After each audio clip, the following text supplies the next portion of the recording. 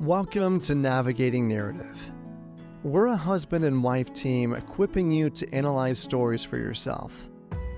Whether you're a parent trying to engage with your children over the latest movie, or a story aficionado who can't stop reading to save your life, this show is for you.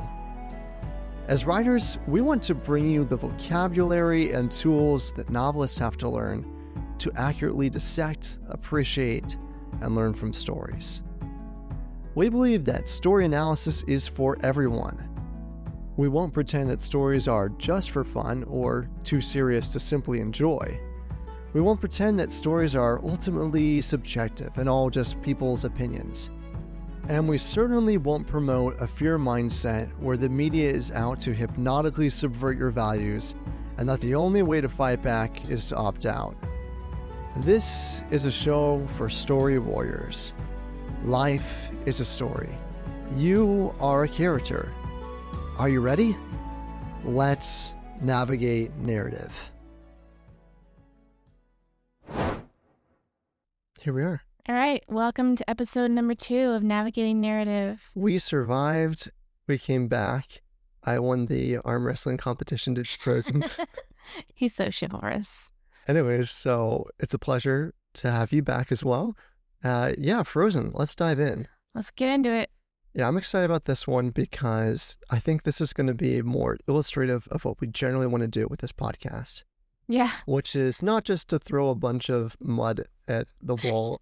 And our last episode, we were pretty steamed about the show that we were reviewing. Yeah. We have less vehement feelings about this one. Yeah, so Frozen, we're going to hopefully deconstruct this bit by bit in a very orderly way to help you understand how this story works, how we know what it's conveying, and how you can get the most out of it.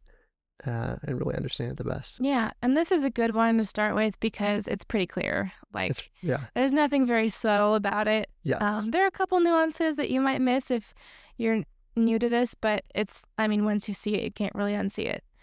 So the whole movie starts out with this. Actually, this is pretty rare in today's media. It's more like something that you would do at a play. Mm-hmm. Where it starts out with this song, this like prologue of sorts. In a play, it would probably be a poem, or an epilogue, not an epilogue, a monologue. Yeah. Where these ice dudes are harvesting ice and they're singing about how ice is powerful and dangerous and beautiful and cold. And in the song, repeatedly contrasted are love and fear. Yeah. Strike for love and strike for fear. There's beauty and there's danger here. Yeah, and the literal first lines of the entire movie is no, I just lost it. Born of cold, winter air and mountain rain combining, this icy forest, both foul and fair, has a frozen heart worth mining. Yeah, so they tell you the message of the story in the very first line. Yeah. So that's helpful. Great place to start with Frozen. I guess the format is we'll go through the movie kind of chronologically and explain what we see as we come up. So the first part of the story after that song is when Elsa and Anna are playing, and they have an accident where Anna gets hit in the head with the ice magic, right? Mm-hmm. And great scene. I think the first thing to notice there is her parents, because her parents are pretty awful and kind of set both Anna and Elsa up to have their character flaws that are explored throughout the movie. Yes. So what happens when Anna gets struck in the head by ice and is like practically unconscious on the ground? Her dad comes in and is like, hey, Anna, are you okay? He's like, Elsa, what have you done? It's like, do you care about your daughter at all? Like you obviously don't care about either of your daughters. You're blaming one of them and your first reaction is the one who just got hit okay. It's pretty bad. Yeah, I think there's a distinction to be made between abusive parents and immature parents. I don't think we're looking at abusive parents here. We can talk about Tangled at some point if we need to. Yeah. But immature parents, certainly, who haven't really wrestled through. They're childish, basically. They're childish. Yeah, and there's times where they show love to their daughters, mm-hmm. but it's a very immature childish love. Yes, it's like a reassuring love. I'm putting you in this terrible situation, but I will be gentle and reassuring with you in the midst of it. Yeah. Which is not good parenting. Right, it's not. So what's the next? Oh, so they take both their daughters to see the trolls. Mm-hmm. Those are some interesting characters there, those trolls. I will not go off on a tangent about how mythologically trolls kidnap human children and keep them. I will not go off on that tangent at all. Well, they did, basically. They did. They took Kristoff, so. I was like, oh, it's so cute. I guess if it's Disney, they can do what they want. Yeah, they always do. I at some point probably the lid is gonna come off and I'm gonna have to talk about the romanticizing of occult and pagan mythology. Yeah, we'll get to that at some point. Get to that. Anyway, so in the story, how they treat the trolls, they're kind of dumb, kind of cute. Yeah. Anyways, but this is where we see again the theme of love and fear emphasized. The great grandpa troll, whatever his name is, Grandpappy troll. he's when he tries to heal Anna, he tells Elsa. He gives her this warning, basically. Yeah, he said, "You need to learn to control your powers, and fear will be your enemy." Yes. Yeah, and then immediately her dad's response is, "Okay, fear is the enemy. Let's be afraid of my daughter's magic." That's the answer. Let's shut it in. Let's close her off. Let's make sure nobody else is hurt. Let's make sure she doesn't have any kind of practical real-world experience controlling this around other people. We're just going to shut her in. Yeah. We're going to teach her to conceal it and not feel it. We're not going to learn how to... We're going to learn to suppress it, basically. Yes. So I think at this point when we have the montage of seeing Elsa all alone and Anna, I think it's Anna. It's Anna. Anna, just kind of walking in the halls. Continually trying to initiate relationship and being rebuffed. Yes. I think we begin to see what this trauma is doing to them and how it's setting them up for the character arcs. It's adopting what we would call in writing either like the lie that they believe or their faulty experiment in living. Experiment in living, yes. An experiment in living thematically is the assumption that a character starts their journey with that has to be dismantled if they have if they change at all in the course of the story. Their experiment in living, the lie that they believe at the beginning, is what the story is there to dismantle and to explore. Right. So for Anna, her experiment in living, at this point, it's pretty benign. She's just trying to make contact, but you see over time that she becomes more desperate and fears being stuck alone forever and ever. And she has a very positive, bubbly personality, so it doesn't seem that bad. Like Elsa has that frozen... Elsa is clearly having a mental breakdown. Right. Anna's is not, because she's able to live in denial and sweep the sadness under the rug. Some personalities are able to do that. But there's still that fear there under the surface. And even though you don't notice it as much, it comes out when they have the ball and Hans arrives. Hans. So Hans shows up. He's a great character. He's horrible so much. Yeah. I was just saying they did such a good job introducing him, like when his horse lets him trip and fall into the water, and the way he just kind of like rolls his eyes and shrugs it off, and he's just got good dynamics with his horse. And so he feels like a trustworthy character. Yeah. He's also a little too perfect, but you know. Well, I mean, this is Disney. Yeah, it's Disney. So, in the story, of course, Anna instantly falls for him. And especially when they start talking and sharing. Yes. She's like, he formally apologizes for hitting the Princess of Arendelle with his horse. Yeah. And Anna's response is, "Oh no, it's just me. Like if you had hit my sister Elsa, yeesh, but lucky for you, it's just me." And he goes, "Just you?" Yeah. And she goes, "Oh yeah, melting. I'm yours forever." Yes. He saw her. He saw her and he was like, I value you. Yes. I hit you with my horse a minute ago, and now I see you, and I value you. Yeah.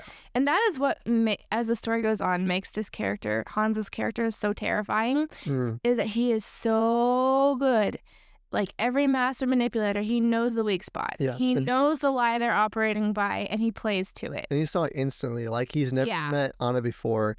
And you can tell, at least looking back, Mm-hmm. that instantly he knew what her weak spot was. Yes. He knew that she felt alone and unseen and unappreciated. He's hit like, that. I see you. I Yeah. appreciate you. Oh, I suppose some of that may have been like his standard tactics. Sure. I think some of it was he noticed right away. Yes. I mean, she wasn't very subtle with it. Yeah. Yes. Anyways, so they talk more, fall in love. They have their song "Love Is an Open Door," Mm-hmm. which is great song.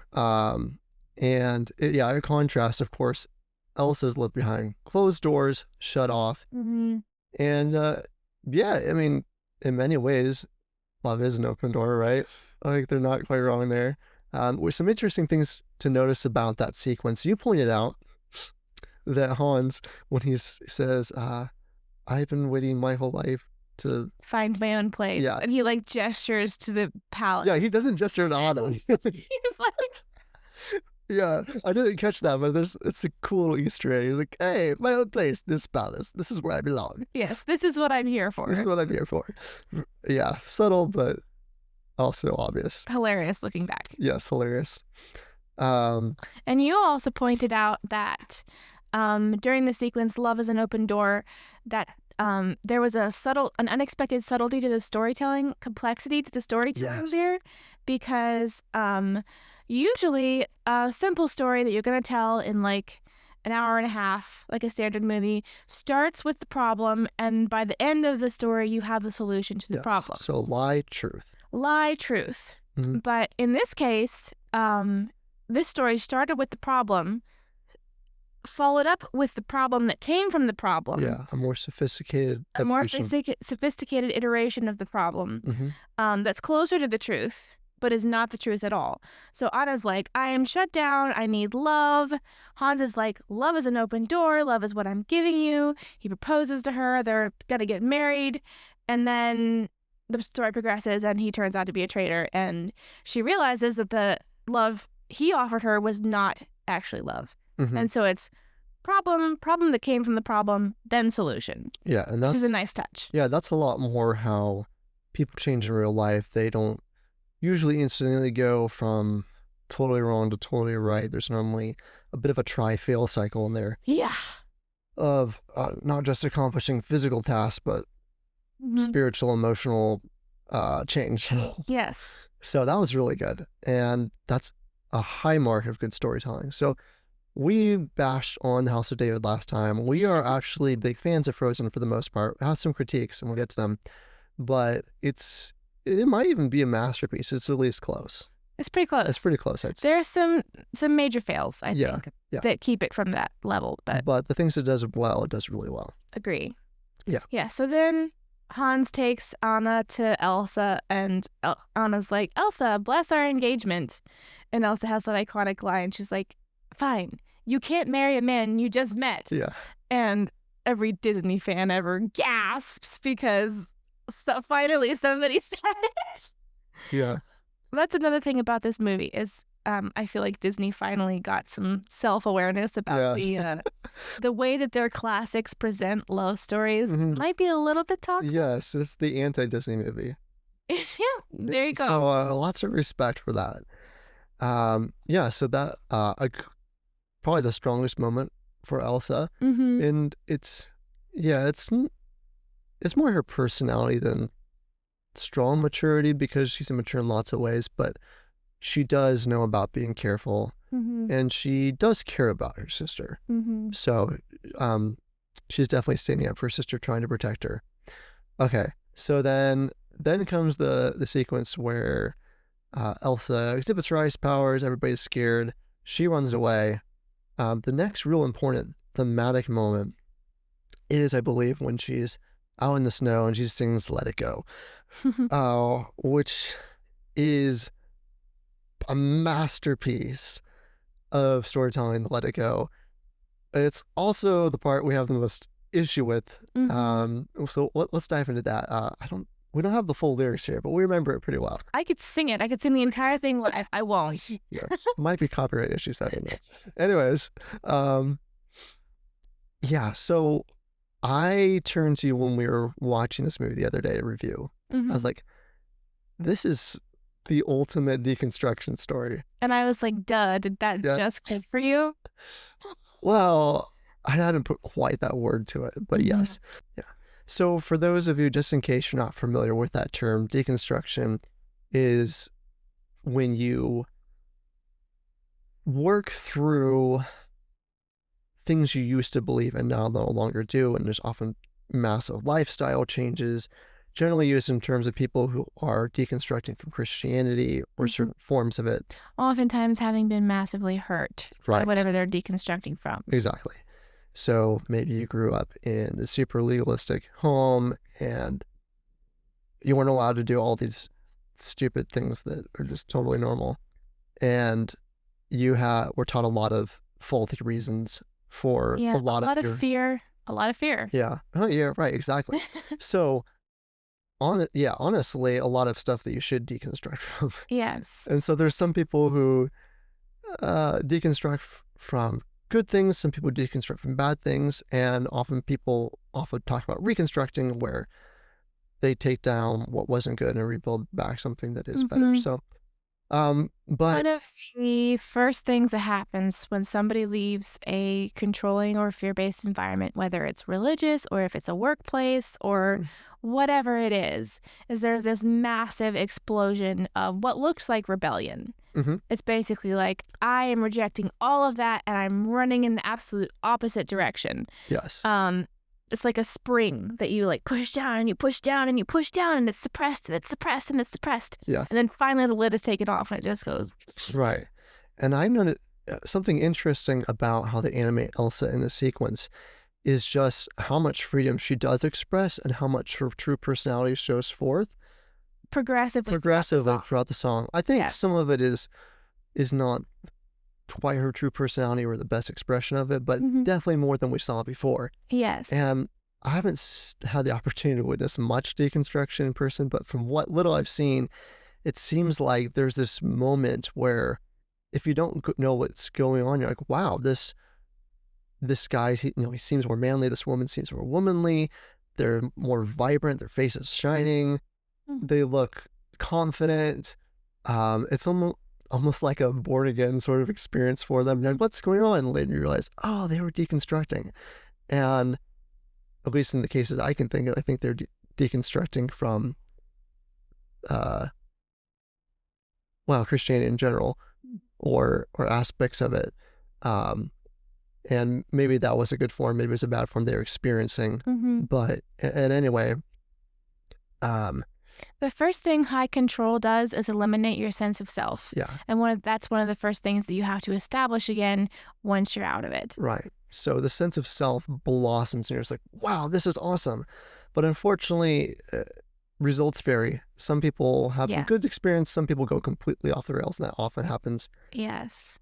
So at the beginning of this song, Elsa takes her one remaining glove off and she throws it into the wind. Yep. And the symbolism that gloves often have in storytelling is of somebody hidden, like somebody, they have gloves on. They're being duplicitous, or they're lying, or they're not free to express their true self. By the way, the only other person who wears gloves in this story is Hans. Oh, I didn't think of that. And he takes them off as he's like pinching out the candle and then like revealing to Anna all of his true plans. And then he puts them back on again as he's going out to like lie to the advisors. That is brilliant, and I did not notice that. Yeah. Oh, nice. Cool. It's pretty cool. Yeah. So she throws the glove off, and then she's like using her hands to do her magic. And as she progresses, the magic gets bigger, and her body language gets bigger, and her voice gets bigger. Like she just gets bigger. She blossoms. Right. And at the center of the song, you have this line, "No right, no wrong, no rules for me," which is kind of like the line that everybody like piles on. Yeah. For or against, because it is the center of the song, and it is a very common deconstruction story of going there. Yes. Rules were bad for me, so rules were bad in general. Yes. I was shamed for drinking grape juice that had been too long in the fridge because it might possibly have been alcoholic. So let me go drink a whole bottle of wine just to see what it feels like. Probably a tame example, but but yes, that would be one example. So she's throwing off all restraint, and really any moral compass to decide. I mean, if there's no right or wrong, there's no love or hate, there's no anything. There's no texture, color, or direction to the world, and that's a definition of freedom some people have, of unlimited freedom. But the more no boundaries. Yeah, the more correct and also the more biblical definition is freedom for growth and expression and experience. To make mistakes and to heal from them and to make them right. Without fear of being cast out. Right, and also to experience the fullness of life as it was meant to be. So. I mean, it's a really dumb example. Would be like, total freedom, I should be allowed to break my arm, whereas you actually experience more freedom when your arm isn't broken. You can move it around and do fun stuff. Yes. That works, yeah. Dumb, but accurate example. Yeah. So she throws off all bounds. And I think probably the most insidious part of the song, well, actually not the song itself, but following her saying, no right, no wrong, no rules for me. If you notice the animation, one, her ice powers come up and change her dress. It's really funny because the ice actually cuts out parts of the dress and takes away fabric. No, that's not at that point in the song. Okay, is that before? That's like at the 3/4 mark. Okay, anyway. Where she's like, I'm never going back. The past is in the past. Okay, sure. Well, that happens shortly after. Yes. And then as you see her marching out to the window of her palace, she has this exaggerated, like, hip sway, like a sort of fashion model catwalk sort of thing. And there's nothing like super sexualized about this sequence, for sure. But the combination of, okay, I'm free, I can do whatever I want, and then I'm going to go into this not normal, definitely a bit exaggerated and intentional, like, hip movement, sort of sexy girl presentation, indicates in a very PG sort of way that part of feeling free is feeling sexually free in an unbounded way. Yes. Yes. Embrace your sexuality, which means flaunt it because duh. Because I guess that's what that feels more uninhibited. Yes, that is what society rewards and labels as sexual freedom. Sure. It's just flaunting everything. Right. And so, yeah, and what's powerful about it is because it is visual. It has the power of the music behind it. It's not a sermon. It's just a feeling that you get. It's a climactic emotional experience. Yes. That symbolically speaks to you in a powerful way. And so I think that's the most insidious part, because people are going to feel it, but they might not necessarily know what they felt or why they felt it. Yeah, but they're going to keep going back to that experience if they like it, and eventually they're going to realize what it was, and they might start acting upon it. So, but that's not necessarily to say that you can express a wrong opinion of a story from a character's perspective and not make that the actual message of the story. Yeah, and I don't think it is. I think there's some evidence that there's some inconsistencies of viewpoint or contrasting viewpoints in the story, possibly from multiple people working on it. It's a big corporation, or inconsistencies within the worldview of even one person could produce that. So I think there is some of that, and we can see it two more, skipping ahead a little bit. And actually, this might be the next thing to talk about, is when Anna goes after Elsa. She comes to that sauna place. There's one more thing that I want to point out at the Let It Go sequence. Okay, go ahead. So as Elsa is having this climactic experience where she is building her own reality, the reality that she builds for herself is not actually much different than the reality that she left. She was locked in a palace. Here she builds her own palace and locks herself in it. Yes. Like, she's still shut off. She's still closed off. She's still acting from fear. She's terrified of hurting people. Like, nothing has changed. It's just nothing has changed except she's doing this to herself. Yes. Which brings her one step closer to realizing, like, when something has happened to you twice, you can, like, it's a pattern and you can start to understand it. And now she even has a snow troll. She even has a snow troll to keep other people away. Yeah, so it's extra isolated. Isolated. That was really bad. Okay, moving on. So the next, Anna goes after Elsa to try to rescue her. Leaving Hans in charge. Bad move. And she comes to this trading post / sauna in the mountains. This is where one of the most controversial sequences is. Oh, that's right. Yeah, about that. So yeah, it's easy to overlook. I actually did not even notice it the first time I watched it, but I was like, I thought there was something controversial in this movie. But so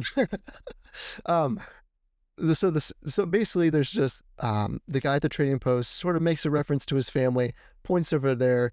There's this older guy about his age and a bunch of kids, and easy to overlook. Like, oh, looking back on it, that was obviously a homosexual couple there. And I heard some hullabaloo, since in Christian circles we're Christians, so we hold to the biblical sexual ethics. And so a lot of people are like, oh, this is brainwashing. My children are being brainwashed by the sauna sequence. And the sauna sequence. That sounds so horrible when you put it. Yeah.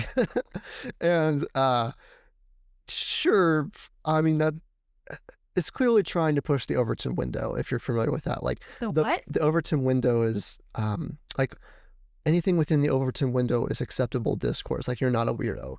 And so as you start, you try to, like, go a little bit outside the Overton window to challenge the status quo. And then slowly the Overton window shifts for that to become more normative. So they're pushing a little bit outside the bounds to try to make something more normative. They're trying to do that, but I still, like, don't care that much because it's obvious and it's not inherently powerful. It's just an Overton window shove. The really powerful thing is the let it go sequence. Which I think did get into people's hearts and minds. It may have caused trouble. I don't know if you have anything else to say about that. Yeah, I mean, it's not, I would say it's not emotionally important to the story. No. It is culturally important. Sure. I'm not thinking that it's gonna affect your kids who are watching it all that much, but if you let it go by unnoticed and you don't talk about it, then the next time it's going to be a little farther. And the next time it's going to be a little bit farther. Yeah. So this is something that goes on in media all the time, regardless of your agenda, whether your agenda is Christian or conservative or liberal or sexual, whatever it is. This is a pretty common propaganda tactic. So if we're only up in arms about it when it's propaganda that we disagree with or an agenda that we disagree with, I think that's a little bit disingenuous. Oh, absolutely. Yeah, you should totally, if you're watching some sort of more conservative film and they try to push the Overton window in a stupid way, be like, that was stupid. All the time. Like, we've talked about the Overton window a lot on this podcast. Yes. Basically, there are entire Christian movies that are nothing but that. Yes. Barf. Okay, moving on. Anyway, so then next thing is Anna meets Kristoff, who is just a great character. We love Kristoff. He's so cranky. Yes. We love stories where the couple first meet and they're like, ew, I don't like you. Yes, that was true for our love story, at least on my part. Yes. So I have a soft spot for that. Yes, it's great.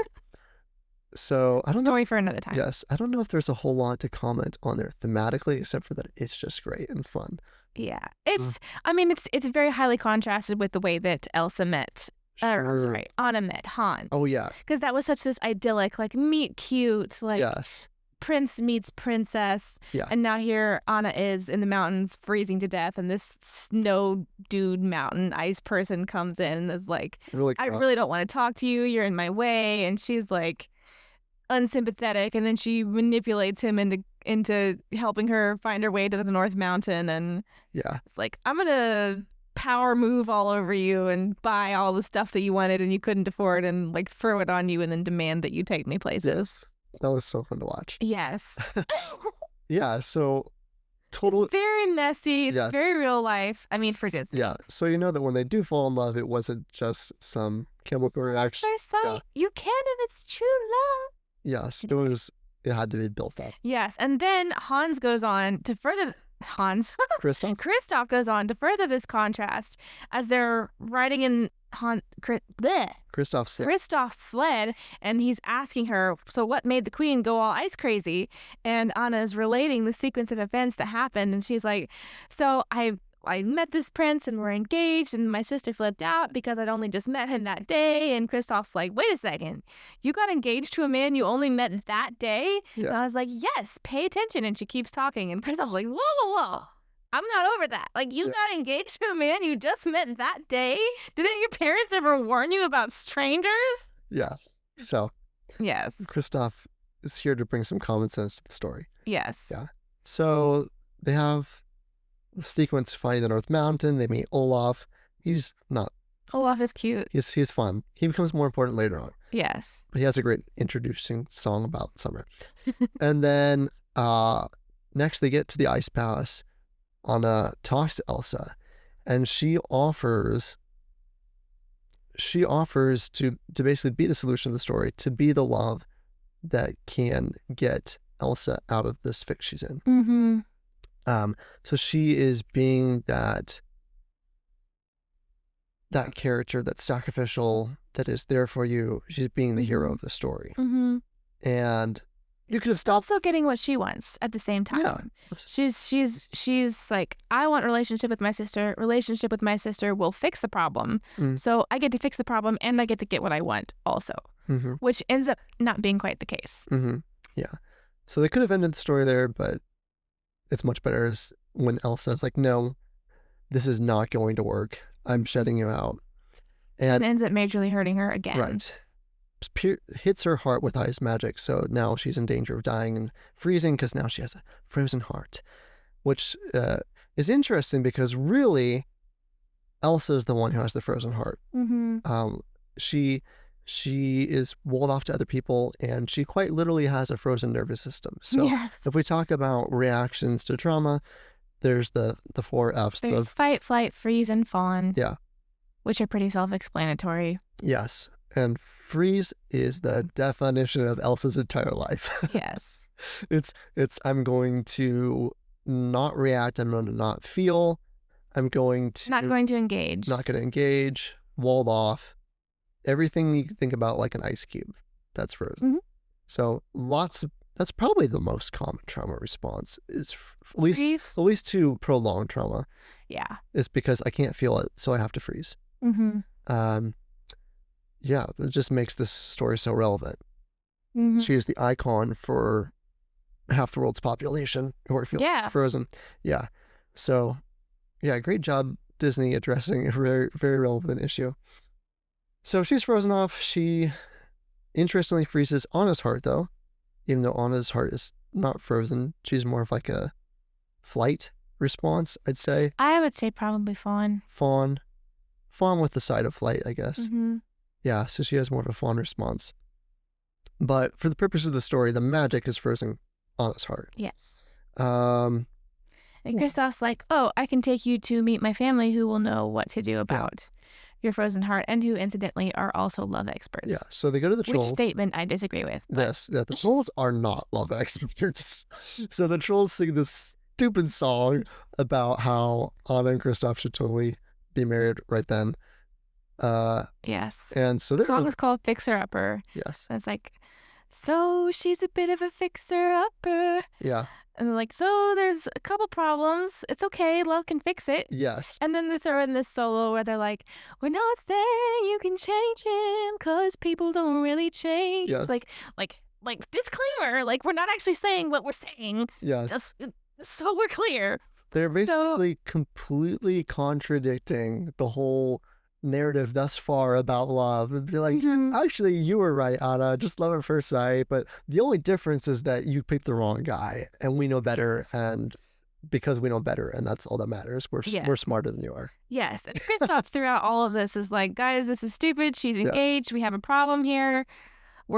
He's focused on Anna. He's like, I could care less about your stupid romantic antics. Family. Right. Like, we have a problem. Please be sensible. Yes. What happens next?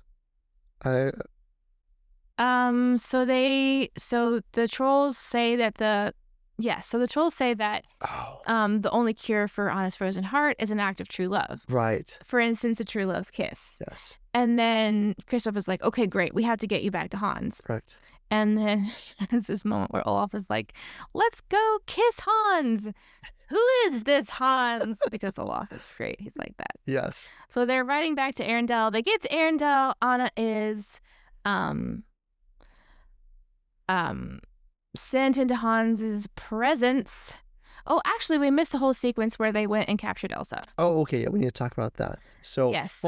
When Anna's horse threw her, like in the first leg of her journey, and the horse returns to the palace, and everybody's like, oh no, the queen has hurt the princess. Like, there's a disaster going on here. So they put together a search party. They go up to the mountain. They find Elsa's palace. Two of the goons there have orders to kill Elsa. So they attack Elsa. Elsa attacks them. And Hans shows up in the middle of the scene, and he's like, Queen Elsa, don't be the monster that they say that you are. Yeah. And one of the guys has a crossbow pointed at Elsa. Yeah. And there's a split second where so Elsa's in the middle of the room. There's this giant ice chandelier above her, and the guy is pointing the crossbow at Elsa. Hans, standing in the doorway, he looks up. He looks at the chandelier. Yes. Then he looks to the side to the guy with the crossbow, and he like dives and pushes the crossbow up. Towards the chandelier. The arrow goes through the chandelier. The chandelier crashes, and Elsa like barely makes it out alive. Yes. So he was clearly trying to kill Elsa while also looking like the hero. Yeah, like he was trying to save her, like he was trying to be a good wise counselor and a good protector, but he's trying to kill her because he wants the throne. Yes. Yeah. So then they take her back to the palace, and then Anna shows up back at the palace looking for her true love's kiss. Yes. Then Hans basically reveals, hey, I don't love you at all. I'm just out for the crown. Then he leaves her to ostensibly die. Yes. And then probably the dumbest part of the story is that Hans is like, oh, Anna died, but we were able to say our marriage vows just before she died. It's like, now I'm legally the king because I'm legally married to the heir who just died. Yes. Even though she wasn't even dead yet, like somebody literally could have just gone and checked. I know it was dumb because he didn't make sure she was dead, and because it's a really stupid story to be like, we just got married the moment before she died. It's like kind of hard to believe. Yeah. And obviously but obviously everybody does believe him. Because... Yes. I think it's just that they wanted him to be king anyways. Yeah. And so he had already done a really good job ingratiating himself with all of them. So he didn't need a good reason because they weren't the type of people to question him. Even if they disbelieved him, probably some of them would have been like, it's okay. We need a king. This guy seems like a good guy. So we'll go with him. So then I think next is Kristoff sees some storm and wonders if Anna's going to be okay. He comes back for her. Olaf sneaks into the palace, picks the lock with his carrot nose, comes in, finds Anna, and restarts the fire for her so she's not so cold. Right, because she's near death from her frozen heart. Yes. So the fire helps her. And then Olaf is asking what happened to her true love's kiss, and she's telling him what happened with Hans, and she's like, I really don't know what love is. I thought he loved me. I was so deceived. And Olaf was like, that's okay. I know what love is. And she asked him some question. He's like, wow, you really don't know what love is, do you? It's putting someone else's needs in front of your own. Yes. And that's great because it tells you the message. The message is totally solid. And you don't feel like you're being preached at Because it's a little snobby. Because it's Olaf and he says literally everything that comes into his mind. Yes. So a great storytelling technique there is that some lines would sound super off in general, but if you have the right character, they sound totally right. Yes. If Kristoff had said that. Yeah, Kristoff, you'd be like, come on, Kristoff, stop being a mouthpiece for the message of the story. Stop being a goody two-shoes, Kristoff. Yes, but when you have the little goofy characters. Yes. And they're unexpectedly deep, that's usually a good way to do it. Because you're expecting something laughable, but then it's something really sweet. Yes. So he gives us the message. It's totally on point. And he doesn't just give us the message, but we've already seen it. Yes, we've already seen it. Then he encapsulates it for us. And then he's like... Kristoff bringing you back here so you could kiss Hans and he could never see you again. Yeah. That's putting somebody else's needs in front of your own. Yeah. And I was like, Kristoff loves me? Yeah. And Olaf is like, duh. Yeah, and there's another scene too where Olaf gets too close to the fire and starts to melt. And I was like, hey, Olaf, you're melting. Be careful. He says, some people are worth melting for, which is also kind of the message. And there's two senses in which you can take that. In that, I guess they're kind of both the same sense. Like some people are worth putting yourself in danger for because he's putting himself in danger by risking melting. And then some people are worth getting out of your own frozen state to help. Yes. And we see that a little bit more at the end, which I think we're pretty much to, right? So yeah. The next comes the sequence where Anna goes out to meet Kristoff. Kristoff is trying to find Anna. In the middle of this giant blizzard because Elsa is freaking out at this point. She's trying to get away. She escaped from her prison. She's trying to run across the frozen fjord and get away. Yeah. So they're all on the frozen ice. And then Hans comes out there too. Because he's just a psychopath, has to tell Elsa, even though he's planning to kill her anyways, just that he has to make her feel bad for killing her sister, even though she didn't. Quote, killing her sister. He pretends that Anna's already dead and it's her fault, which I guess does make her grieve and turn away so that she doesn't see him raising his sword to kill her. Mm-hmm. She probably could have killed... Just wanted to be her. Yeah. She probably could have killed him with her ice powers, maybe. Yeah. But it was also just because he's a psychopath. Yes. And then... So then there's this moment where Anna sees Kristoff. She finally sees Kristoff there. He's running towards her, and Elsa is in the other direction, and she sees that Hans is about to kill Elsa. Yeah. So she has this moment where she chooses. Do I go and get my true love's kiss and save myself? Yeah. Or do I go and try to help my sister? Mm-hmm. And she chooses Elsa. Mm-hmm. And she runs in front of Hans and puts her hand up just as the sword is coming down and freezes. Finally the ice catches up with her and she just becomes this ice statue. Mm-hmm. And Hans's sword breaks on her and he's thrown back, the magical impact. The magic of love. Sure. Whatever. Love powers. And then so Anna's here, frozen, the ice got her. She didn't get her true love's kiss. She didn't get her act of true love.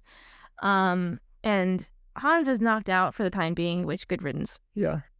And Elsa's there and she realizes what Anna did and she's crying and she's very contrite and just broken about it. And sad music, all of that. This is the end. It was tragedy. Yeah. And then as Elsa is hanging on to the ice statue and crying, then from the heart, Anna starts to thaw. Yeah. And she becomes a girl again. Yes. And Olaf is like, oh, an act of love will thaw a frozen heart, which was a little bit cheesy. We got it. You didn't have to hit it that hard. But it was Olaf, so. It was Olaf. It's okay. Yes. So it turns out that Anna, the answer was for Anna to be loving. Right. For Anna to act out of a loving heart. Mm-hmm. Not receive love from somebody else. Right.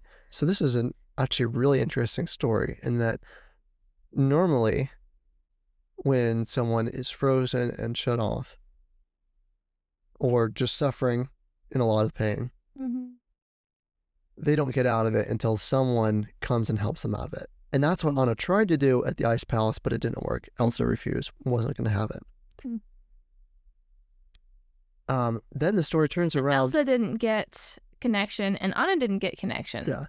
Neither of them got what they wanted. Right. And so, but later on in the story, we have Anna having the frozen heart. And she's the one who needs saving. And she needs help, but the help she doesn't have this hero who swoops in to save her. She has to, after having already suffered, go sacrifice more, give her herself more. And that's actually what brings her out of her own suffering. Yes. Which is very true. And I like how they did it, because you can be a little bit hard on people who are suffering. Like, hey, you're suffering, it's really bad, but you just need to love people more. And that could be like heaping guilt upon someone who's already feeling guilt and shame and pain. It's definitely not weeping with those who weep. Sure, exactly. But at the same time, it is true that for those who are willing to hear that often the best way to heal from pain is, and to feel love, is to give it. And Jesus said, is more blessed to give than to receive. And I will caution you, for those of you who have traumatized or grieving people in your life, this is not counsel you can give them. Like, this is counsel that trauma survivors can take from other trauma survivors. But if you don't know what they're going through, do not don't say go watch Frozen, because right. Only time maybe would be is if you're very sympathetic and you've listened to them and you have a strong relationship. Yes. And they're willing to listen in return. But if you say something when someone's not in a listening mood, you're just further dividing the relationship and making yourself seem like a type of person who just heaps guilt on people. Yes. Yeah. Because there can be a point where you can say something that's completely true. Like, it's more blessed to give than to receive. But where you're coming from is, I am uncomfortable with how long you've been grieving, and I want to fix it. Yeah. And it not being fixed is making me feel bad about you and about myself. So I'm going to give you the truth, but from a manipulative place. I'm trying to get safety for myself. I'm trying to get worthiness for myself. I'm trying to feel like I did something to help. Yeah. Which is about you. It's selfish. It's not about the person who's grieving. It's not about the person who's suffering. So please be aware of that as you're interacting with people who have really gone through some really tough stuff. Right. That's not your place. Yes. And if you are watching this feeling very frozen and you don't know how to love people, maybe you can, I think often people find that it's easiest to work with a pet, because people are too hard to love sometimes, and sometimes just starting with a goldfish. There you go. That's all it takes. So just love whatever you can. That's pretty much the end of the story. Except that after that, Elsa has this cheesy moment. She's like, "Oh, of course, love is the answer. Love." And she feels love, and then all the blizzard goes away, and ice melts, and so far as you can see, we love Anna's story. It's almost perfect. Elsa's, she has this descent into the darkness. She has this big deconstruction moment, which is the most iconic encapsulation of deconstruction ever. And she takes it to a dark place of being extra isolated, having no moral code. And then she just says love is the answer, and then she opens the doors of the palace and has a ball, and everything's better. And so you've given us all this legwork to bring her into the darkness, and then it's just flip a light switch, everything's okay. And that's not how people change. That's not how people change. It's a very incomplete story. Yeah. It's not even clear that she has fully learned the lesson. No, it's just that she felt love in a moment, and everything was changed. Right. Yeah. And we had even, she had a new garment when she went into her new free... Dark spiral. Yeah, dark spiral. She has this new dress, and she's still wearing it. There's no iconic symbols that tell us that the change has taken place. Literally the only thing that tells us that she's better is that she's willing to be queen again. She's willing to be queen again. She's willing to let people keep the palace gates open. Yeah. Which is a pretty wimpy symbol. Right. Measured against all the other symbols. Right. The symbols were on point for the rest of her journey. Yeah. So it seems like they're saying, to some degree, she was on the wrong path with her Let It Go song. That wasn't the way to go fully, but they don't really dive into that, like how much was wrong, what was wrong. They just sort of hint at it. And then to end the movie, the credit song is Let It Go. Yeah. Which is like, why do you encapsulate the whole movie with the dark point? The point of embracing the lie and the darkness. Yes. The lyrics, I actually looked up, the lyrics are a little different. They don't have the words, no right, no wrong, the rules for me. Mm-hmm. But it is still the same sort of vibe. Yeah. I mean, once you've heard the song in the movie, that's you think of it every other time. Yeah. That's the feeling that you get with it. Right. So that was a horrible way to end with the credits. They should have done Love is an Open Door with Anna and Elsa singing together. Agree. And different lyrics to show that their relationship is mended and they are communicating and working together. Yes. Yeah. Yeah, that would have been great. Would have been amazing. And my personal preference for, if I were rewriting the story, how I would change the ending of Elsa's story. At the very least, I would have had her step down from being queen. Mm-hmm. Like, relinquish that responsibility because she clearly was not ready for it. Mm-hmm. And a great way to take personal responsibility for hurting a bunch of people is to be like, hey, I should not have the power to hurt all these people anymore. Mm-hmm. So I'm going to go learn what it means to be human. In the meantime, I'm going to instate some trusted advisor. Like, I guess you would have had to add in an extra character because none of those advisors were particularly astute. My vote was going to be for the mom of the boy who complained about wearing fancy clothes. Oh my gosh. So that she could be queen and her son would have to be the prince and he'd have to wear more fancy clothes and be that would extra be fun. Extra and cute, but I feel like you need more than that, babe. Anyway. I would have liked to have seen Elsa take more responsibility. Yeah. I would have liked for it to have been acknowledged that the path she took was not an appropriate one. They probably could have done like an epilogue, like 5 years later, here's what things look like. Just a short, I mean, it was a fairly short movie anyways. I feel like they could have added 5 minutes or 2 minutes. Mm-hmm. It's like 5 years later, here's how things are going. Mm-hmm. Yeah, that would have been helpful. Yeah, I don't know if there's much more to say about the story. Any last words for you? I think that's it. Okay. Well, I guess I'll just wrap up with a little bit of an update on this podcast. So I've been adding this podcast to more podcast players. It should be just about anywhere you listen to podcasts, but if you come across a player that you use that doesn't have it there, just contact me at navigatingnarrativepodcast@gmail.com. You can also contact us there for any questions you had about this episode, comments, strong disagreements, strong agreements, suggestions for anything to do differently in the future, whatever. Send your opinions to navigatingnarrativepodcast@gmail.com. Let us know if there's movies that you're just dying for us to do. Yeah. We should do Encanto. That'd be fun. I like that. Encanto. Would be fun. Yeah. I am also itching to do a more adult episode where I mostly talk about contrasting the movie Braveheart with the movie Hacksaw Ridge because I think that is... But I actually have not seen either of those, so you don't know. I might have lots of thoughts too. That's true, but I also have lots of thoughts. Like, I have enough thoughts to... We'll see. We'll see. We'll do that eventually, yeah. Yes. So we may have to do like an episode for Braveheart, an episode for Hacksaw Ridge, and then an episode with like both of them. Wow. We'll see. Tell us how you think we should handle that. 1 episode, 3 episodes, what should we do? Yeah, so we can also follow us on most of the socials. We're on Instagram, TikTok, YouTube, and We're Facebook. on TikTok? Technically. I just auto-post there. I don't actually have to check. So we're so trendy of us. I know. Yeah. So you can follow us there. You can comment on there, and I may see your comments. I will try to check at least occasionally. He won't, but I will try. I might.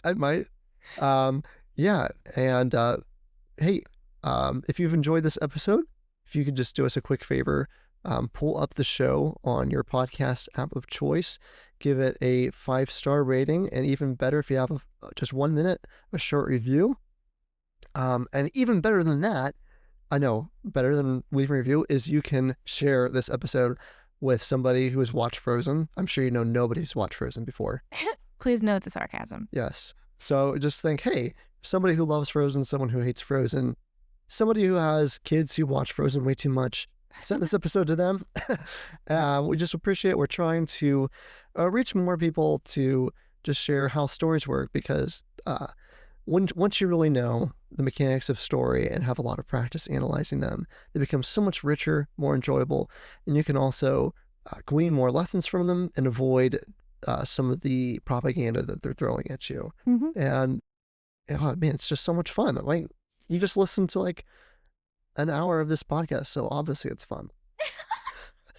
You're still here. That seems a little circular, babe. You made it to the end, therefore you had fun.